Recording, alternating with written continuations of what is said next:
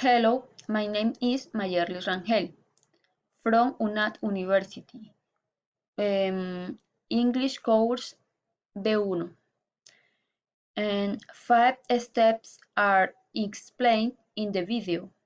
Learn to relax while listening to speak English.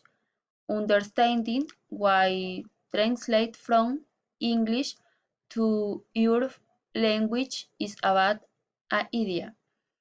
Learn way to use the context to better listen and understanding English.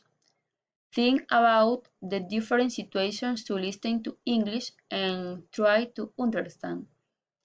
Make a study plan on the best ways to improve listening comprehension in English. Two situations named in the video.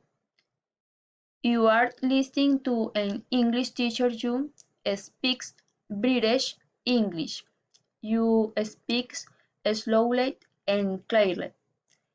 There are four non-native speakers from four different countries speaking to each other with different accents.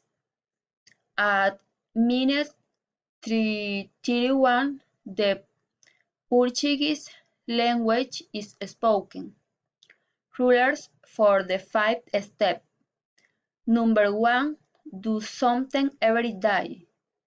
Number 2, do something different every day.